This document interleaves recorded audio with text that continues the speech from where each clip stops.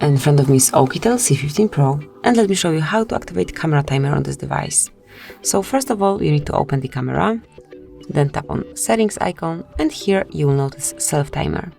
Now choose 2 or 10 seconds delay, it's up to you. For example, it can be 10 seconds delay, and now just grab a photo with this delay. As you can see, you will see the countdown at first,